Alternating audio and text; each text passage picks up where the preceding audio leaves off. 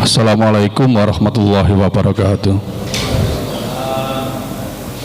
Innal hamdalillah nahmaduhu wa nasta'inuhu wa nastaghfiruh wa na'udzu billahi min shururi anfusina wa min sayyiati a'malina may yahdihillahu fala mudhilla lahu wa may yudhlil fala hadiyalah. Asyhadu an la ilaha illallah wahdahu la syarikalah wa asyhadu anna Muhammadan abduhu wa rasuluhu la nabiyya wa la rasula ba'da.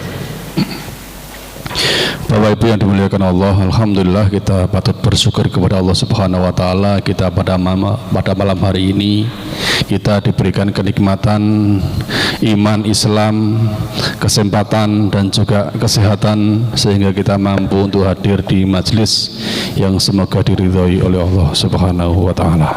Amin. Dalam kesempatan ini akan membahas bab kelanjutan, yaitu menafkahi keluarga di hadis yang kedua. Ini sangat penting, perlu kita perhatikan, terutama bagi kita yang sudah mempunyai keluarga. Maka kadang-kadang kita itu ya pernah mendengar atau bahkan mungkin sering mendengar keluarga tapi koyok-koyok gak keluarga. Wong jobo kadang-kadang rasa koyok keluarga. Nah ini karena apa? Mungkin karena kita itu belum tahu ilmunya.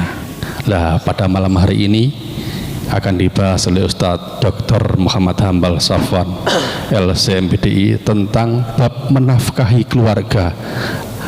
Kalau kita dulu paham, dengan hadirnya kita pada malam hari ini semoga lebih paham lagi. Kita utamakan untuk menafkahi keluarga kita, baru menafkahi yang lainnya atau menyantuni yang lainnya.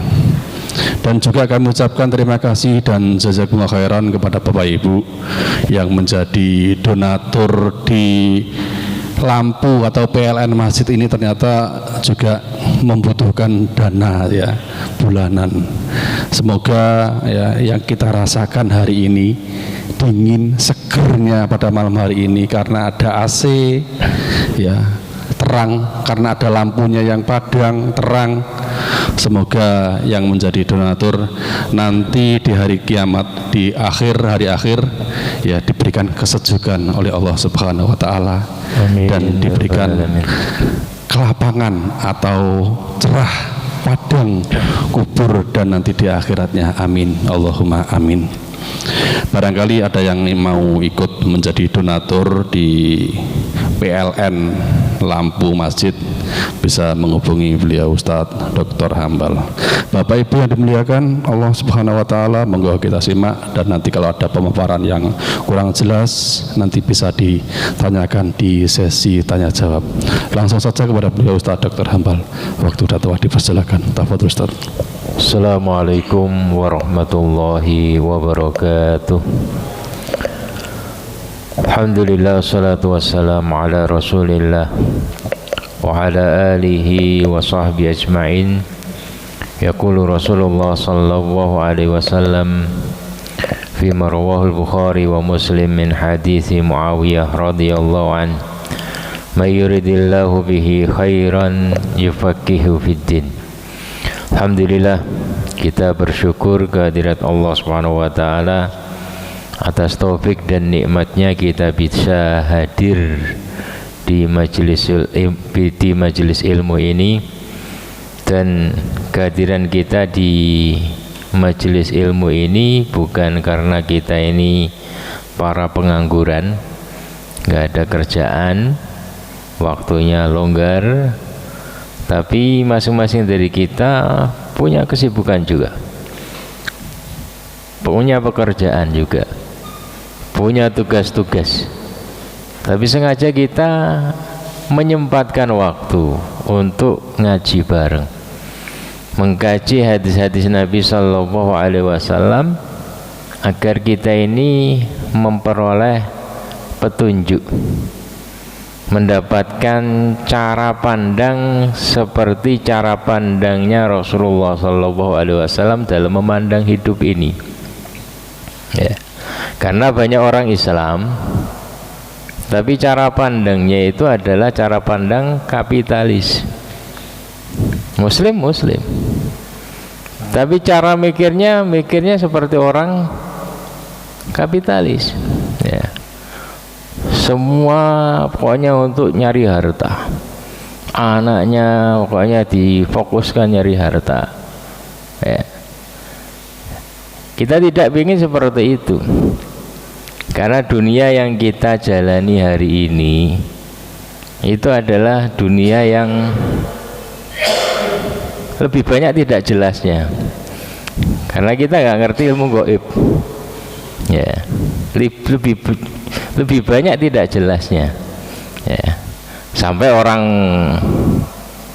filosof saja mengatakan seperti Plato itu dunia itu semu, ya, nggak jelas. Dan kita itu ngerasakan seperti itu, ya. Kita ngerasakan, kita pengen sesuatu itu, ternyata setelah kita dapat nggak seenak seperti yang kita bayangkan, ya. Waktu kita miskin, kita punya bayangan enak jadi orang kaya. Setelah Allah melimpahkan kekayaan kepada kita nggak bisa nikmati kekayaan tersebut sepenuhnya, karena sudah punya diabetes, kolesterol, asam urat. Ya seperti itu. Kalau orang Jawa itu kan sawang sinawang, ya. Jadi kita memandangnya, enak orang kaya bisa makan sesukanya. Tapi orang kaya itu ketika melihat orang miskin, enak dia orang miskin, ya. Kekeluargaannya kuat, anaknya nurut-nurut. Sedangkan orang kaya ini mereka kekurangan waktu, untuk keluarga nggak ada, anaknya kemana? Sibuk macam-macam. Ada yang kena narkoba, ada yang kena ini, kena itu, ya. Itulah hidup kita itu, ya. Makanya kita butuh, ya, petuah-petuah dari Rasulullah SAW agar kita mikirnya itu jelas, ya. Karena yang tahu gaib itu Allah, wahyu disampaikan kepada Rasulullah SAW, ya. Jadi seperti itu. Kita taklim itu agar kita mendapatkan tadi pedoman hidup, cara mikirnya seperti cara mikir Rasulullah SAW. Karena dunia, kata Al-Quran, itu adalah kasarob, fata morgana, padang pasir, ya. Ngerti fata morgana, ya. Jadi kayak bayangan air gitu, ya. Kalau jalan raya panas, ya, bayangan air saat didekati kok nggak ada. Sama seperti tadi itu, nikmat itu, ternyata didekati ternyata enggak, ya. Ya. Dan orang yang paling tertipu itu adalah orang yang paling kaya, tapi akhiratnya, dunianya dihabiskan untuk dunia, nggak punya akhirat itu. Ya. Kalau kita kan kayanya kan nggak kaya, kayaknya nggak jelas. Orang yang paling kaya biasanya orang kafir itu, ya, karena hidupnya dari dunia, ya. Tapi ketika mati, kekayaannya segitu banyak ditinggalkan semua, ya. Menghadap Allah nggak punya bekal sama sekali, ya.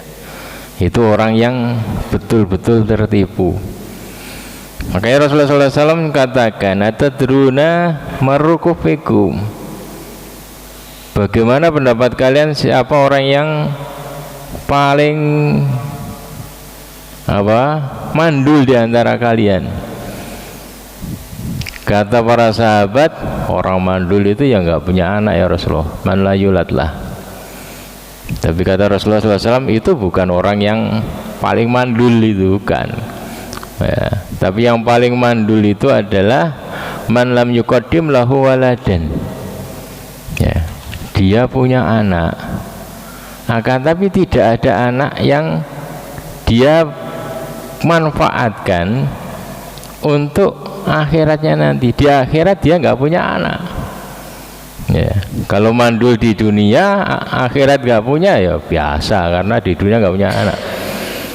Tapi di dunia banyak anaknya 10, tapi nggak ada yang dia persembahkan. Secara bahasa kan yukodim, tidak ada anak yang dia persembahkan untuk dia, kepentingan dia nanti di akhirat. Yang jelas-jelas itu adalah anak yang meninggal sebelum balik, itu jelas itu menjadi pelayan surga. Jadi ada kisah yang menjadikan orang itu yang dulunya orang yang jadi seorang penjahat lah ya, dia punya anak, terus seorang anak wanita tapi belum sampai balik meninggal. Dia mimpi dikejar-kejar ular besar sekali ya. Ketika mau makan ular tersebut, ternyata ada anaknya tadi, seorang perempuan itu kemudian menahan, yang menyelamatkan dia ya. Ditanyakan, ternyata inilah anak yang tadi yang meninggal sebelum balik, itu sudah jelas ya, 100% itu akan menolong orang tuanya ya. Kalau dilebarkan adalah tadi ya, itu kan takdir kan ya. Yang di luar takdir usaha kita itu adalah bagaimana kita seorang itu mendidik anaknya agar anaknya ini bermanfaat di akhirat, memberikan syafaat kepada dia ya.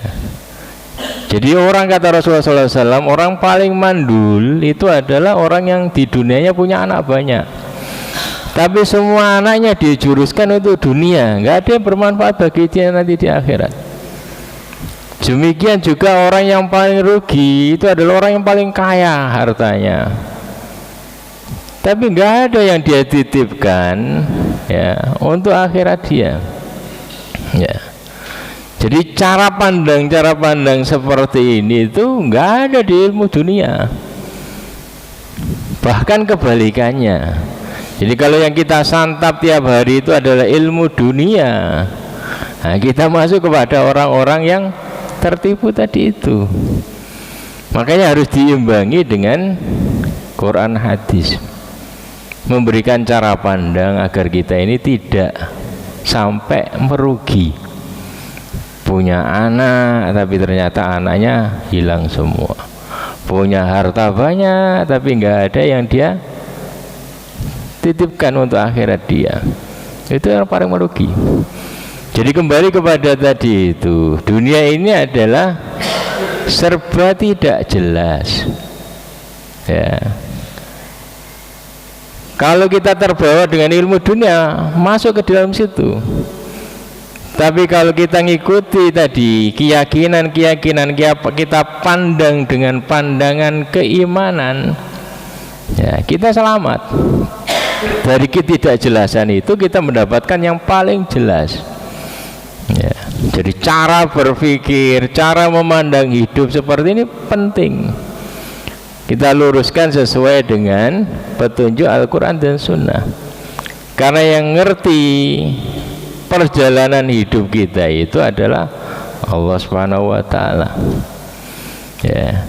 Jadi keyakinan seperti ini ya harus kita bangun, kita selalu sadarkan agar tidak tergerus dengan kehidupan dunia kita, karena terbalik nanti itu. Al-Quran sendiri menyampaikan mataun gurur, dunia itu kenikmatan yang menipu, kemudian mataun qalil, kenikmatan yang kecil ya, dan banyak yang lainnya ya. Jadi Islam datang membawa konsep-konsep keyakinan, termasuk keyakinan dalam berkeluarga ya, bahwasanya wa ma min dabatin fil ardi illa 'alallahi rizquha, tidaklah yang hidup di atas muka bumi ini kecuali Allah jamin rizkinya. Ini yang menjadikan kita seorang mukmin yakin ya, kita yang penting usaha ya. Rasulullah SAW juga menguatkan ayyuhan nas ittaqullaha wa ajmilu fit thalab, wahai manusia, bertakwalah kepada Allah. Maksudnya tetapkan diri kalian itu selalu berada dalam ketaatan. Ya, selalulah dekat dengan Allah, mempelajari syariat Allah dan berada di atas hal tersebut. Ya, memperhatikan hukum-hukum Allah Subhanahu. Ini nggak boleh, oh ini boleh. Tetap dekat dengan Allah. Kenapa beliau awali dengan ini? Karena kebanyakan manusia itu punya pandangan, kalau kita jauh dari Allah itu lancar rezeki kita, kan gitu. Sehingga nyari pekerjaan dengan berbagai macam cara, yang penting dapat duit, gak usah pakai Islam, ya, tambah rugi, kan gitu. Makanya Rasulullah ngawali ittaqwa, selalu dekatlah dengan Allah Subhanahu wa taala. Wa asmilu fit thalab, ya, perbaiki cara kalian dalam mencari rezeki, ya. Utuni itu kan kalian akan sukses, kalian akan tenang hidup kalian, meskipun rezeki kalian enggak seberapa tapi cukup. Ada orang ya Allah uji, bukan uji, ya, jadi Allah istidraj, Allah ululu langsung kaya raya dengan ribanya, dengan ini, tapi di depan dia jurang dalam, ternyata dia rugi habis. Dia 10 tahun nyari dapat uang 10 miliar, depan keblowok kena ini 15 miliar utang dia. Jadi sia-sia, ya. Makanya kata Rasulullah SAW, ittaqullah, ya, selalu dekatlah dengan Allah Subhanahu wa taala dan perbaiki cara kalian dalam mencari rezeki. Fa inna nafsan lan tamuta hatta tastafi rizqaha. Karena jiwa itu, setiap jiwa itu tidak akan mati sampai selesai rezekinya, jatah rezekinya habis. Wa in abta, meskipun kadang lambat datangnya, Allah uji, Allah tahan, ya. Maka diulangi lagi, fattaqullah, tetaplah dekat dengan Allah, mendekat kepada Allah Subhanahu wa taala. Wa ajmilu fit thalab, perbaiki cara kalian dalam mencari rezeki. Khudhu mahal, ambil yang dihalalkan, wada'u ma haram, tinggalkan apa yang diharamkan. Nah, jadi ini cara pandang mencari rezeki yang menenangkan, agar tidak terbawa dengan bujukan-bujukan setan. Setan itu menakut-nakuti kalian dengan kemiskinan, menakut-nakuti kalian dengan berbagai macam hal, sehingga hidup nggak tenang. Tapi orang beriman hidup tenang, waktunya sholat, waktunya ngaji. Tapi kalau nggak beriman, ngaji itu buang-buang waktu, ya, waktu adalah uang, kan gitu. Ngaji nggak ada yang bayari, ya. Jadi prinsip-prinsip seperti ini patut kita pegang, ya. Dan kita selalu mendekat kepada Allah Subhanahu wa taala, meminta kepada Allah Subhanahu wa taala dengan berdoa agar diberikan yang terbaik, ya. Kadang orang kan mintanya tanpa petunjuk Rasulullah SAW. Rasulullah ketika ditanya sahabat tentang doa terbaik, beliau simpel, salawahal afwa wal afiyah, mintalah kepada Allah Subhanahu wa taala ampunan dan afiyah, sehat selamat, ya. Karena apa gunanya? Apa gunanya orang mendapatkan kekayaan melimpah tapi dia nggak selamat, nggak sehat.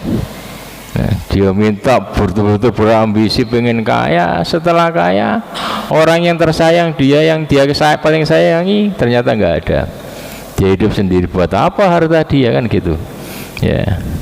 Ada orang itu bisa nyata itu minta kepada Allah agar diberikan uang ya sekitar 3 M lah, 3 miliar itu di Saudi, ya. Dia doa, ya Allah kasih saya uang 3 M. Betul, dikasih Allah 3 M. Ternyata dia dapat diet anaknya dibunuh orang, dapat duit diet 3 M, ya. Karena dia tadi, ya. Jadi ketika kita minta kepada Allah itu sertakan afiat. agar juga diberikan sehat selamat. Imam Ghazali dalam Ihya itu menyebutkan kisah ada seorang sufi berdoa kepada Allah, ya Allah kasih saya rezeki, kasih saya rezeki tanpa harus bekerja. Banyak kan yang minta seperti itu, ya Allah kasih saya rezeki tanpa harus bekerja, biar rezekinya datang. Betul, dikasih Allah rezeki, ya, ternyata dia di penjara. Penjara kan dapat makan terus dapat jatah rezeki. Ya, jadi minta kepada Allah itu ya harus ikut panduan Rasulullah SAW biar jelas ya, karena apapun ya yang Allah Subhanahu wa taala takdirkan kepada kita bagi seorang mukmin itu adalah yang terbaik ya. Dia karena dia meyakini bahwasanya pasti Allah Subhanahu wa taala akan memberikan hikmah di dalamnya ya. Makanya Rasulullah SAW bersabda, ajaban di amril mu'min, inna amrahu kullahu lahu khair wa laysa dzalika li ahadin illa lil mu'min. In asabatu sarra syakar fa kana khairan lahu wa in asabatu dharra sabar fa kana khairan lahu. Sangat menakjubkan keadaan seorang yang beriman, mukmin. Rasulullah menyebut dengan mukmin, orang yang punya prinsip keimanan itu segala kondisinya itu menjadi baik, menakjubkan. Artinya kondisi ini senang, kondisi ini juga senang, di sini senang, di sana senang, semuanya senang, karena ada punya prinsip iman. Walaysa dzalika li ahadin illa lil mu'min, dan itu tidak akan didapati kecuali dari pribadi seorang mukmin. Kalau dia diuji dengan kelapangan, maka dia akan bersyukur dan itu menjadi jembatan kebaikan bagi dia. Kalau dia diuji dengan kesusahan, ya, kesempitan, maka dia akan bersabar, prinsip sabar, dan itu menjadi jembatan kebaikan bagi dia ya. Jadi dalam menjalani tugas seorang bapak pencari nafkah harus memegang prinsip-prinsip seperti tadi itu. Karena makanya Rasulullah SAW mengawali dengan ittaqullah wa ajmilu fit talab. Bertakwalah kepada Allah, maksudnya tetap dekatlah, mendekatlah kepada Allah dan perbaiki cara kalian di dalam mencari rezeki. Hadis yang kedua, Thauban bin Busdudin radhiyallahu an. Qala Rasulullah sallallahu alaihi wasallam, afdalu dinarin yunfikuhu rajul dinarun yunfikuhu ala iyalih wa dinarun yunfikuhu ala dabatihi fi sabilillah wa dinarun yunfikuhu ala ashabihi fi sabilillah. Rawahu Muslim. Dari Thauban ya, Thauban bin Busdud ya. Thauban bin Busdud ini adalah sahabat yang selalu khidmat kepada Rasulullah SAW ya, selalu melayani Rasulullah SAW ya, sampai Rasulullah SAW menawarkan kepada dia, mintalah terserah kamu, mintalah terserah kamu ya.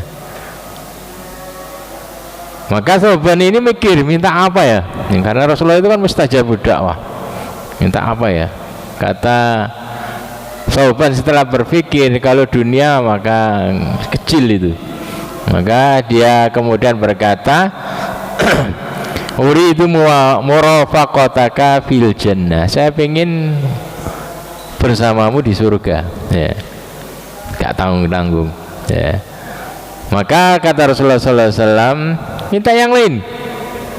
Kata Thauban, enggak, itu saja, itu yang terbaik, karena surganya Rasulullah kan tinggi. Itu pinter ya. Kalau dunia paling berapa toh ya, surganya Rasulullah paling tinggi, makanya saya pengen menemanimu di surga ya. Kata Rasulullah SAW, bantu aku untuk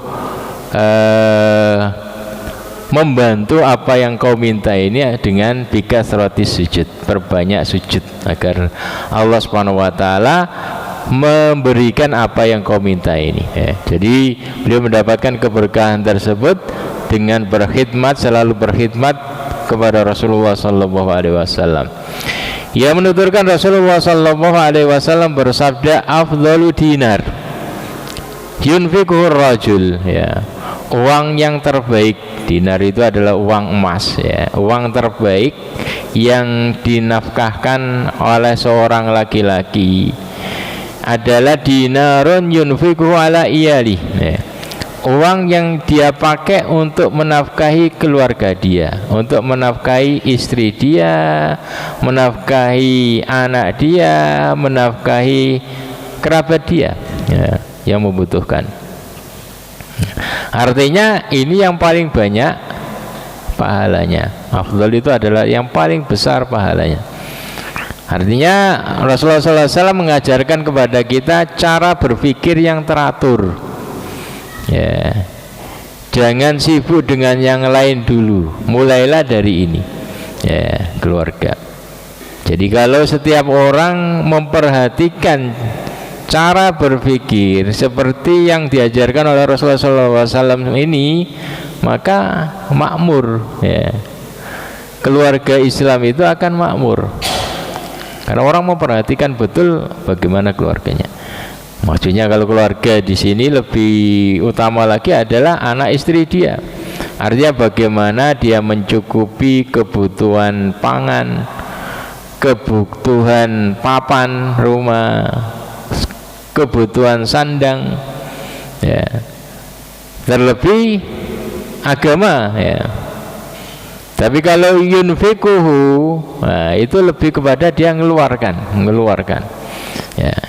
Makanya di sini termasuk membiayai sekolah. Jadi itu pahala. Cuman kembali lagi kepada tadi sebelumnya. Seperti hadis-hadis sebelumnya bahwa harus ada ihtisab, mengharap pahala dari Allah Subhanahu wa taala, meyakini bahwasanya ini perintah Allah. Saya kerjakan ini karena perintah Allah Subhanahu wa taala. Saya nyekolahkan anak saya di sini karena perintah Allah agar dia paham agama. Saya nyari nafkah ini, memberikannya ini karena ini adalah perintah Allah Subhanahu wa taala. Sehingga jelas, ya. Yang kenapa? Karena yang ngasih pahala itu Allah. Maka kita niatkan agar ini beda, ya. Dengan orang-orang yang nggak punya iman, yo, semuanya dikasihkan, hanya sebatas itu, ya, agar suka saja. Tapi kalau orang beriman itu tadi, ini kewajiban saya, ini perintah Allah Subhanahu wa taala. Maka yang diarahkan Rasulullah SAW pertama kali itu adalah perhatian kepada keluarga. Wa dinarun yunfiqu ala dabati fi sabilillah. Selanjutnya adalah uang yang dia nafkahkan untuk kendaraan dia di jalan Allah, untuk memperjuangkan agama Allah, untuk apa saja pokoknya bisa bila, termasuk haji umroh masuk di dalamnya, ya. Jadi enak, ya. Jadi seorang mukmin itu apa saja yang dikeluarkan, yang penting dikaitkan dengan Allah, ihtisab, maka itu akan mendapatkan pahala, ya. Wa dinarun yunfiquhu ala ashabi fi sabilillah. Dan uang yang dia nafkahkan, ya infakkan, ia berikan kepada kawan-kawan dia fi sabilillah, ya. Jadi seorang mukmin itu diarahkan oleh Rasulullah SAW perhatian dengan hal-hal tersebut ini. Jadi memperhatikan bagaimana tadi, ya, keluarga dia, bagaimana fisabilillah, bagaimana orang-orang yang sibuk dengan di jalan Allah, memperhatikan guru-guru, memperhatikan ini masjid. Jadi itu, sekitar itu semuanya manfaat, ya. Kalau tidak diarahkan untuk yang kebaikan ini, biasanya jalan-jalan keburukan yang akan daftar, ya. Jadi Islam mengarahkan ketika kita sibuk dengan mencari harta, maka kemudian mau dinafkahkan kemana, maka diarahkan keluarga kamu dulu, setelah itu fisabilillah, ya, jangan lupa fisabilillah. Setelah itu jangan lupa orang-orang yang sibuk fisabilillah juga kamu nafkahi, ya. Jangan kemudian luar dulu, kemudian keluarganya belum tercukupi, kemudian yang luar-luar ya, sibuk dengan ini itu, ya. Cuman jangan juga dihabiskan hanya untuk keluarganya, ya. Karena ini ada batasan cukup, ya. Jadi setelah ini tercukupi, ya, sekedar standar umumnya tercukupi, kamu sisihkan juga untuk fisabilillah, ya. Juga orang-orang yang sibuk fisabilillah, ya. Jadi semuanya manfaat apa yang dihasilkan, ya. Maka kemudian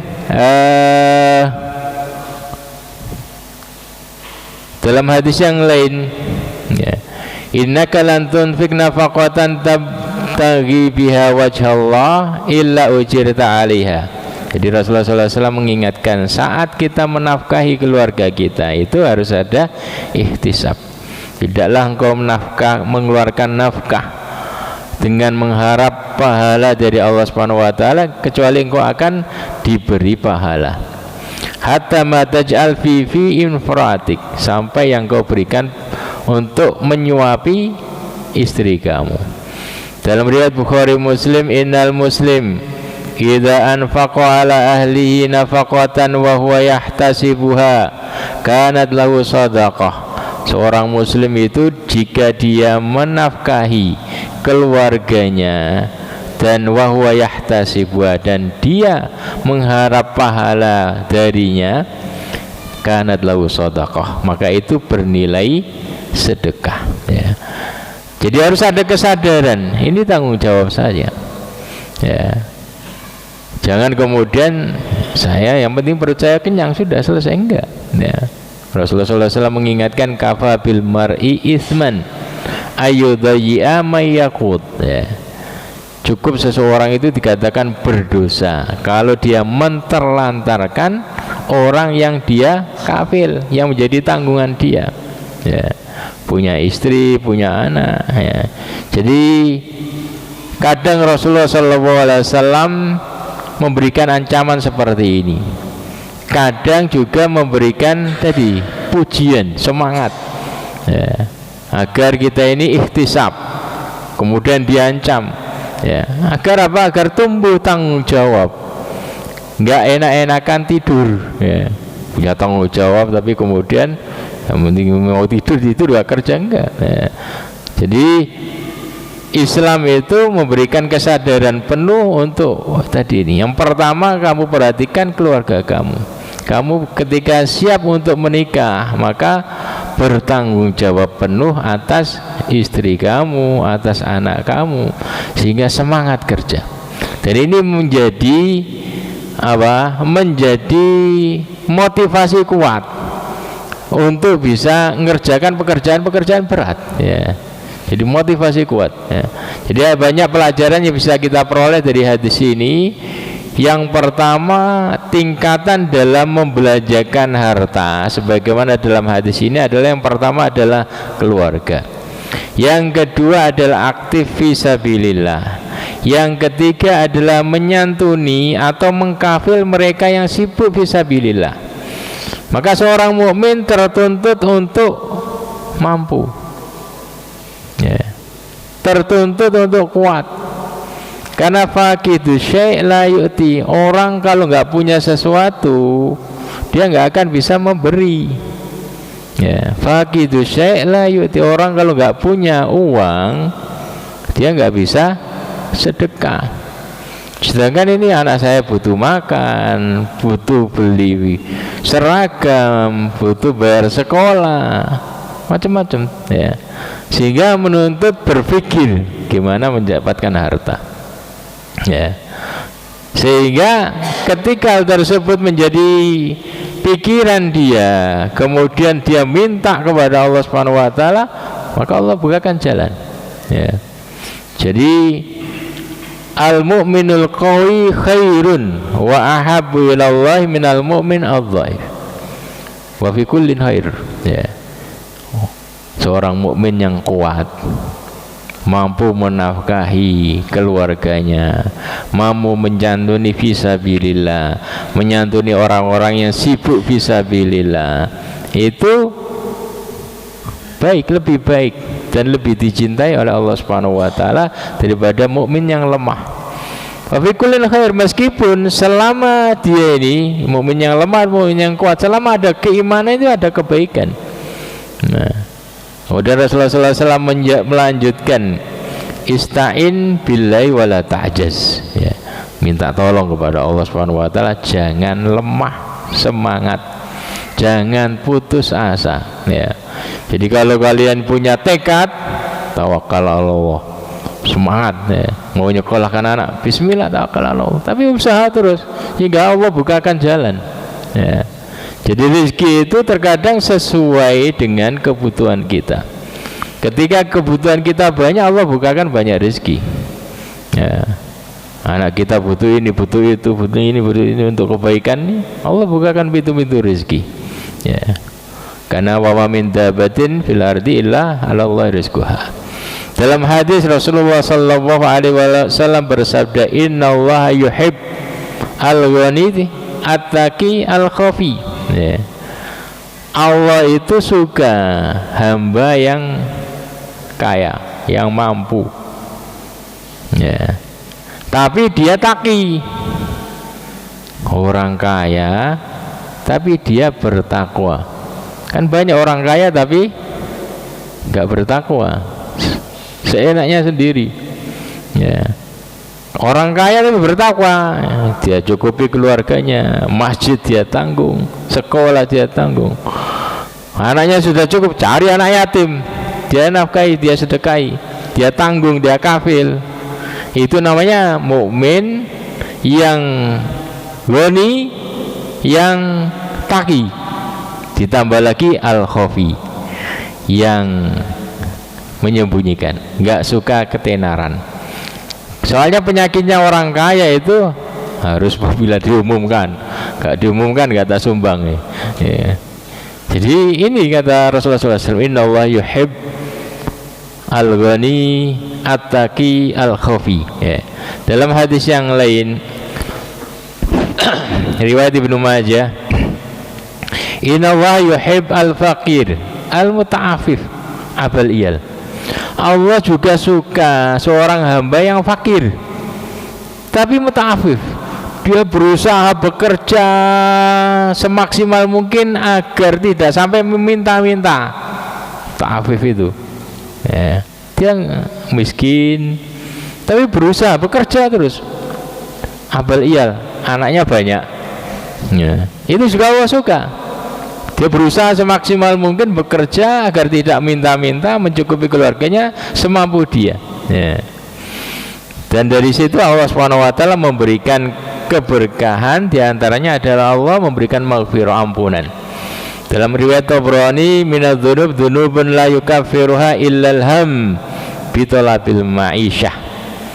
Di antara dosa-dosa itu ada dosa yang tidak bisa dihapuskan kecuali dengan ham bitolabil ma'isyah, kesusahan dalam mencari kerja, cari duit, susah cukup ini, kerja sana kerja sini kerja sana. Ternyata itu bisa merontokkan dosa-dosa juga, ya.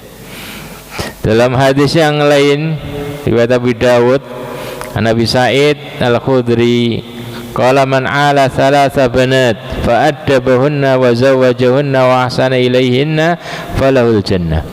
Barang siapa yang Allah kasih rezeki 3 anak perempuan, dia betul-betul bersungguh-sungguh mendidiknya, menikahkannya, berbuat baik kepadanya, maksudnya dia cukupi, maka falahul jannah, baginya surga, ya.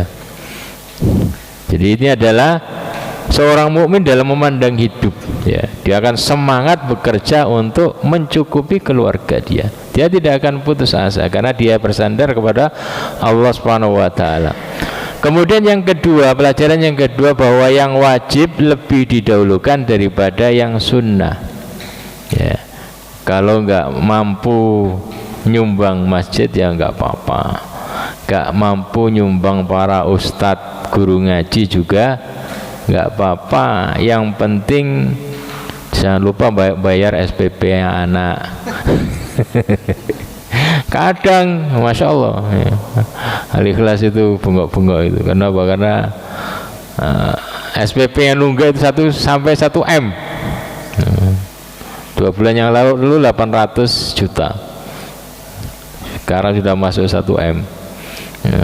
Jadi kenapa? Karena banyak yang tadi nunggak, tapi yo anaknya jajannya Masya Allah.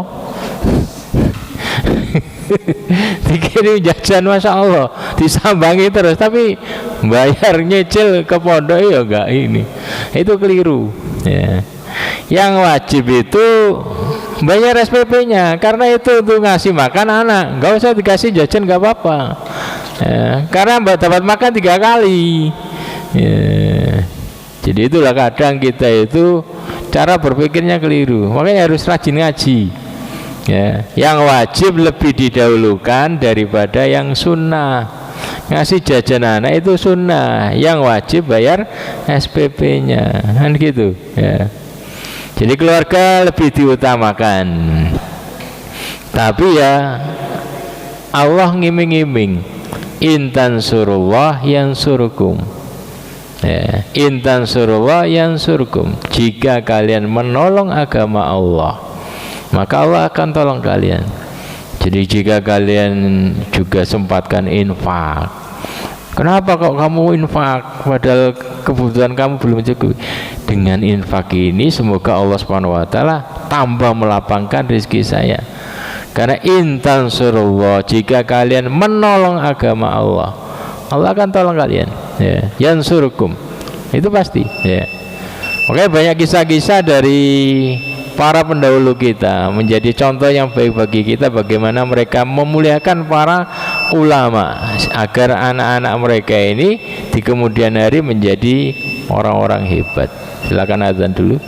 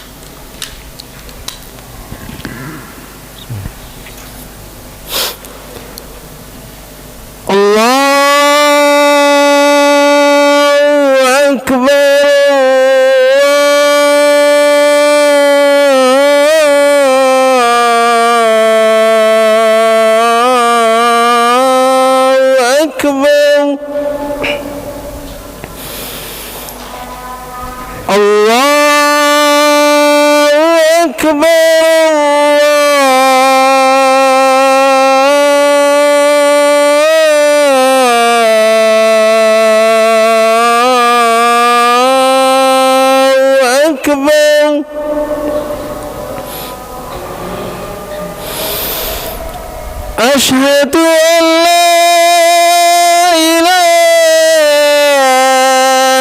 إلا الله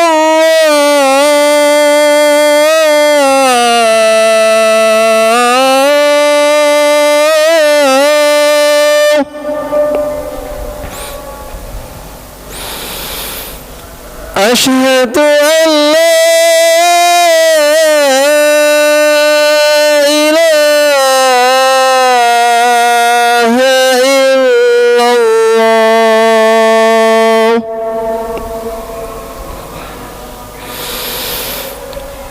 أشهد أن محمد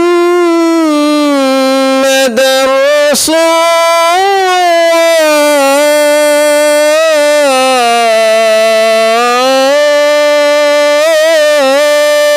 الله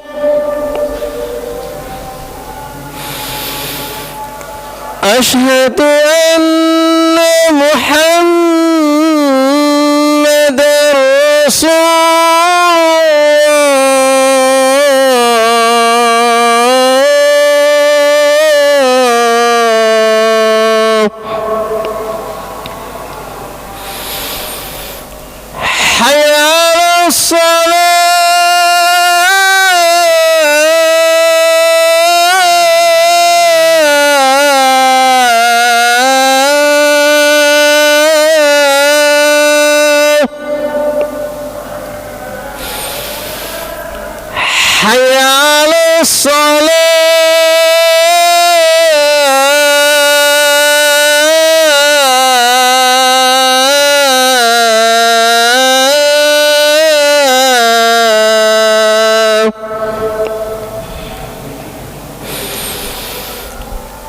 حي على الفلاح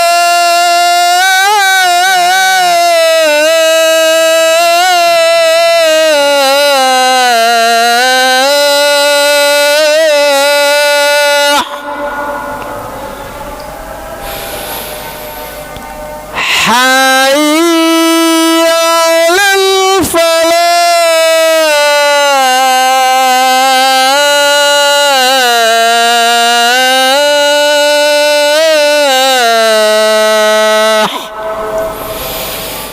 الله أكبر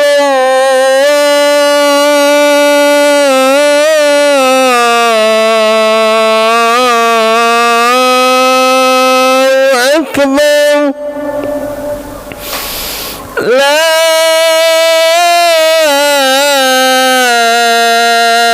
إله إلا الله.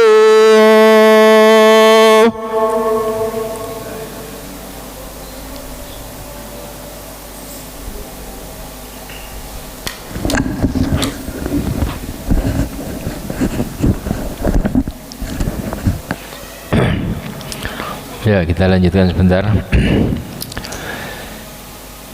Jadi intan surullah yansurkum, jika kalian menolong agama Allah, menolong fisabilillah, meskipun kita masih kekurangan, ya, kita sempatkan, maka Allah akan nolong kalian, ya. Allah akan mudahkan urusan kita, menata keluarga kita, ya. Seperti kisah bapaknya Imam Ghazali. Jadi bapaknya Imam Ghazali itu bukan orang kaya raya, biasa-biasa, tapi dia betul-betul menghormati para ulama. Jadi dia kerja, sisa kerjanya dia mesti sempatkan untuk memberikan manisan yang diberikan kepada para guru ngaji, ya. Kenapa? Karena dia pengen, ya, anaknya nanti bisa menjadi ulama seperti mereka ini, ya. Jadi bukan orang kaya, tapi mesti dia sempatkan. Kalau sekarang ya buah lah atau gula, belum tahu apa, pokoknya dia sempatkan membeli kemudian dikasihkan, agar diantara anaknya nanti, dia punya 2 anak, namanya satunya Muhammad, satunya Ahmad. Jadi Muhammad Al-Ghazali yang biasa terkenal itu penulis kitab Ihya Ulumuddin, dan Ahmad, ya. Jadi seperti itu, dan Allah kabulkan itu. Dan beliau ini, ya, selain tadi menyempatkan membelikan untuk tadi orang-orang fisabilillah, para guru, dia juga rajin hadir di majelis-majelis ilmu. Jadi kerja, kemudian dia sempatkan ikut taklim, hadir menghadiri majelis orang yang dia kagumi tadi itu. Tujuannya itu apa? Dia sambil berdoa agar jelas profil, ya, jelas profil yang diinginkan. Ya Allah, jadikan anak saya seperti ini, kan gitu. Kadang kita berdoa kan gak jelas seperti siapa, kan gitu. Nah, makanya dia orang ketika mendapati orang hebat, dia hadir di majelisnya, terus betul-betul hadir sambil berdoa, ya Allah, jadikan anak saya itu seperti ini, bermanfaat untuk umat ketika memberikan nasihat. Masya Allah. Dan ternyata Allah kabulkan, ya. Hasil dari dia tadi sempatkan untuk menyisihkan, untuk memberikan kepada para guru tersebut. Dia hadir di majelis ilmu, ketika memandang orang hebat, dia berdoa, ya Allah, jadikanlah anak saya seperti ini, seperti dia ini. Dan benar, Imam Ghazali jadi seperti itu. Meskipun ini ditinggal. Jadi ketika Imam Ghazali masih kecil, bapaknya ini meninggal. Ternyata doa, ya, doa dan tadi amal soleh tadi, memuliakan para ulama tadi itu mengkawal Imam Ghazali dan Ahmad, ya. Meskipun bapaknya sudah tidak ada, Allah siapkan orang-orang yang mengkawal ini sehingga menjadi orang hebat. Dan betul, dua-duanya jadi orang hebat. Imam Ghazali penulis kitab luar biasa, Ahmad ini penyampai nasihat luar biasa. Jadi satunya lebih kepada tulisannya luar biasa, satunya lisannya luar biasa ketika memberikan nasihat, Masya Allah luar biasa. Nah, itulah intan surullah yansurkum wa yuthabbit aqdamakum. Jika kalian, ya, ini alasan agar kita itu tidak sibuk, tidak pusing dengan keadaan kita. Saya melarat, saya begini, ya, seperti tadi bapaknya Imam Ghazali, ya melarat, tapi dia sempatkan, ya, menghormati para guru-guru TPA, guru-guru ngaji. Dia sempatkan membelikan, nah, ya, sekedarnya. Yang cuman kan itu memberikan ini, memberikan apa, penghargaan luar biasa. Dan dia hadir di majelis orang yang dia kagumi tadi itu sambil berdoa, sehingga mengantarkan dua anaknya ini meskipun dia sudah tidak ada. Allah, ya, yang mengkawal itu sehingga sampai anaknya menjadi orang yang hebat. Kemudian pelajaran yang ketiga yang bisa kita peroleh bahwa tidak hanya membatasi amalan pada yang wajib, hanya keluarga saja yang diurus. Tapi hadis ini mengingatkan kita, selain keluarga juga harus ada yang diurus, karena itu juga amal barokah. Yaitu apa? Fisabilillah, masjid, madrasah, pondok dan yang lainnya itu perlu kita sisihkan harta kita itu. Meskipun kita bukan termasuk orang kaya, ya, kita sisihkan agar apa? Kita mendapatkan keberkahan. Juga tadi, ya, yang lainnya seperti tadi itu, orang yang sibuk kita fisabilillah, dan orang-orang yang fisabilillah juga diberikan tadi kafil, ya, sumbangan bantuan, ya. Kenapa? Agar kita ini dalam menjalani kehidupan kita yang sementara, yang terbatas ini maksimal, ya. Karena orang yang paling sukses itu adalah orang yang terbanyak dalam untuk menyimpan untuk akhirat dia. Itu yang paling sukses, ya. Orang yang seperti yang di depan tadi, mukadimah tadi, orang yang paling tertipu adalah orang yang terkaya, tapi dia tidak punya simpanan untuk akhirat dia. Itu yang paling tertipu. Yang agak kaya itu juga agak tertipu kalau dia sama seperti itu, ya. Jadi karena tujuan kita ini, Allah menciptakan hidup di atas muka bumi ini adalah untuk tadi mengumpulkan bekal, karena ini bukan tempat tinggal kita. Siapa yang terbanyak mengumpulkan bekal untuk setelah kematian, itu yang orang yang paling cerdas. Al-kayyisu, ya, maka Rasulullah mengatakan al-kayyisu man dana nafsahu wa amila lima ba'dal maut. Orang yang cerdas itu orang yang dana nafsahu, menahan nafsunya. Nafsunya pengen ini, pengen ini, pengen ini, dia tahan. Kenapa? Karena jangan lupa untuk akhiratnya. Wa amila lima ba'dal maut, dan dia beramal untuk setelah kematiannya, karena itu yang abadi.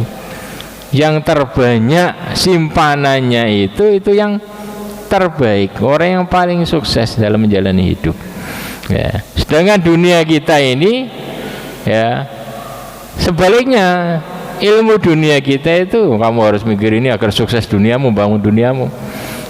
Ilmu agama, jangan lupa akhirat kamu, karena dunia ini sementara lewat. Yang paling nyata, ya, dunia kan semu. Yang paling nyata itu akhirat. Surga, neraka itu yang paling nyata itu. Kebahagiaan paling nyata kalau kita bisa masuk surga. punya banyak simpanan ya. Jadi jangan membatasi amalan pada yang wajib saja ya.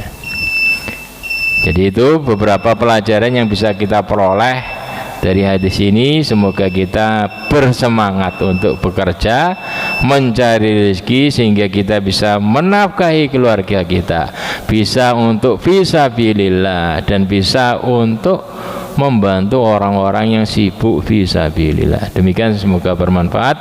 Assalamualaikum warahmatullahi wabarakatuh. Demikian tadi yang disampaikan oleh Ustaz Dr. Hambal tentang menafkahi keluarga. Selanjutnya sesi tanya jawab, monggo dari Bapak Ibu yang ingin bertanya bisa angkat tangan, monggo.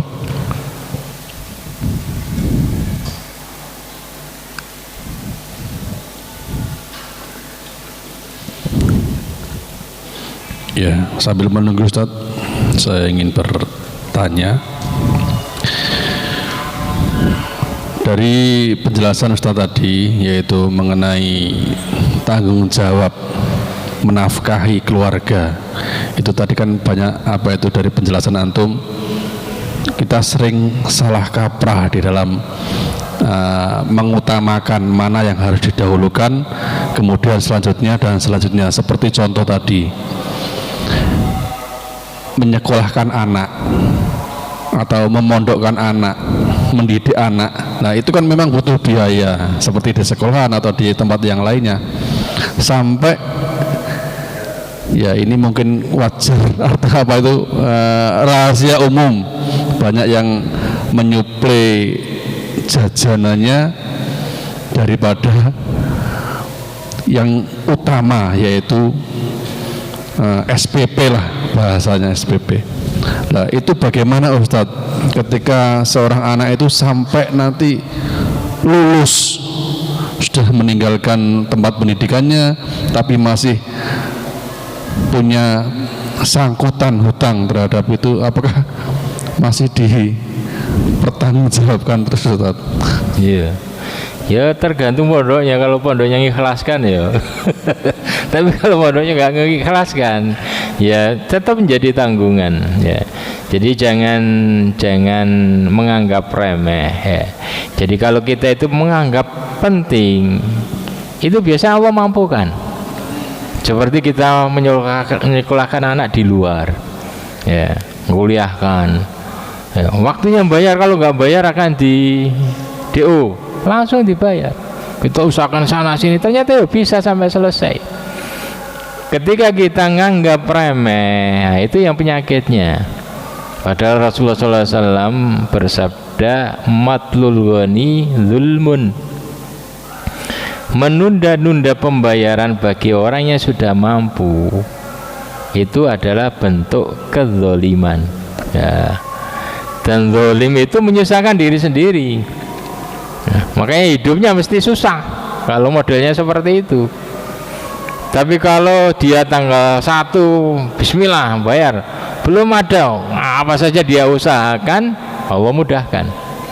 Karena janji Allah SWT sebagaimana kita sampaikan kemarin ya, ada 3 golongan ya, yang Allah pasti Allah, karena hakun Allah aunhum, pasti Allah akan tolong.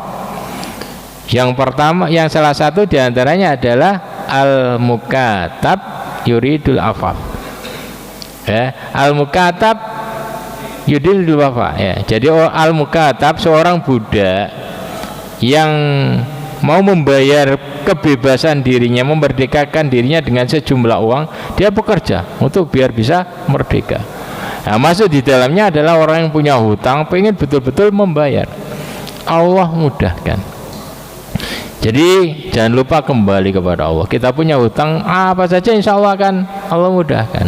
Rasulullah mengajarkan doa kepada kita ya, doa bayar hutang ya, yaitu Allahumma rabbas samawati sab'i wa rabbal ardin wa rabbal arsyil azim ya, Rabbana wa rabba kulla syai' faliqal isbahi wan nawa munzilat taurati wal inzil wal quran a'udzubika min kulli dzi syarrin anta akhidun binasiyati antal awwal wa laysa qablaka syai' wa antal akhir wa laysa ba'daka syai' antal zahir laysa fawqaka syai' wa antal batin laysa dunaka syai' ikdi annid-dain wa aghnini minal faqr. Jadi pakai bahasa betul-betul bahasa pamungkas ini. Ya Allah, Allah Rabbas samawati sab'i, ya Allah, Engkau wahai pemilik langit yang 7 dan pemilik Rabb bumi yang 7, pemilik arsy yang maha besar. Langsung pamungkas ya, karena makhluk yang paling besar itu adalah arsy, ya Allah. Ya, Rabbana wa Rabba kulla syai', ya Allah, wahai Rabb kami dan Rabb segala sesuatu. Falikul isbahi wan nawa, ya Allah yang mau mengetahui segala sesuatu yang paling kecil itu. Muzilat Taurati wal Injil wal Quran, ya Allah, wahai yang menurunkan Taurat, menurunkan Injil, menurunkan Al-Quran, kitab paling besar. Ya, langsung disangkut. Ini kan bagian dari tawasul dengan asma wa sifat Allah, ya. A'udzubika min kulli dzi syarrin anta akhidun binasiyati. Aku berlindung kepadamu dari min kulli dzi, dari segala yang punya keburukan, yang mana engkau memegang kendalinya. Engkau pegang kendali. Nasya itu sini ya, ubun-ubunnya. Ya. Jadi berlindung dulu dari segala kejahatan ya, yang mengikat, yang mencekik ya. Ditambah antal Allah, engkau lah yang pertama, tidak ada yang sebelum kamu. Engkau yang paling akhir, tidak ada setelah kamu. Engkau yang zahir, tidak ada di atas kamu. Engkau yang batin, tidak ada di bawah kamu ya. Baru doa, ikdi anidain, ya Allah, bayarkan hutangku, lunasi hutangku ya Allah ya. Wa aghnini minal faqr, cukupkan aku dari kefakiran ya. Jadi dalam riwayat itu engkau punya hutang seberapa besar apapun, kalau engkau baca ini, insya Allah akan mudahkan untuk melunasinya. Jadi Allah akan lancarkan rezeki kamu. Yang penting ada usaha, jangan doa atau kemudian nggak usaha. Allah akan mudahkan ya.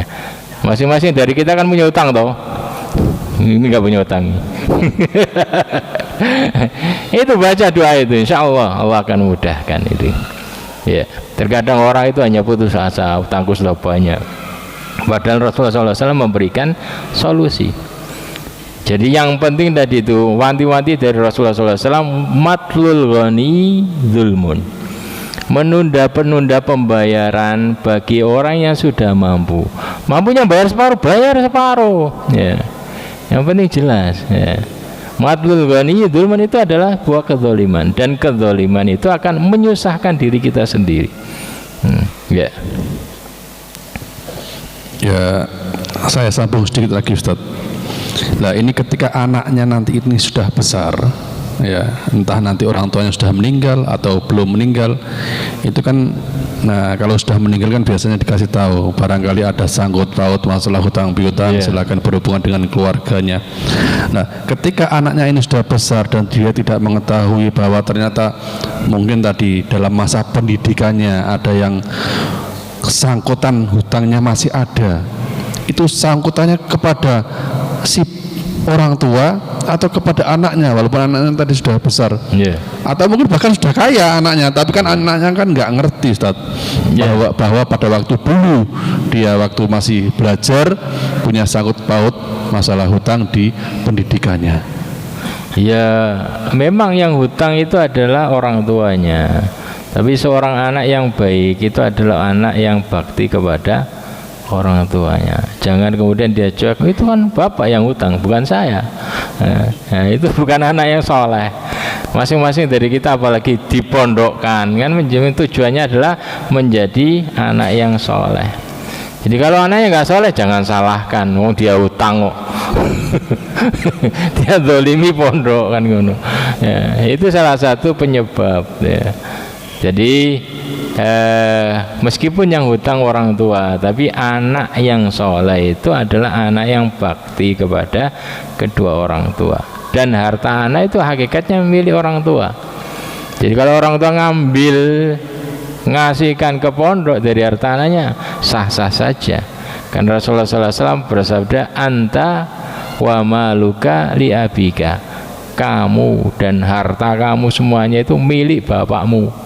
Kalau bapakmu ngambil, nah, kemudian dia ini sah-sah saja karena kamu dan harta kamu itu aslinya milik bapak kamu. Ya. Ya, demikian tadi yang disampaikan Ustaz Hambal. Semoga kita semuanya bisa mengambil hikmah dan manfaatnya dari apa yang beliau sampaikan. Bapak Ibu yang dimuliakan Allah, mohon maaf kalau ada kesalahan atau ucapan yang kurang berkenan. Mari kita tutup acara kajian pada malam hari ini dengan bacaan hamdalah dan doa kafaratul majlis. Alhamdulillahirabbil alamin. Subhanaka Allahumma wa bihamdika asyhadu an la ilaha illa anta astaghfiruka wa atubu ilaik. Wassalamualaikum warahmatullahi wabarakatuh.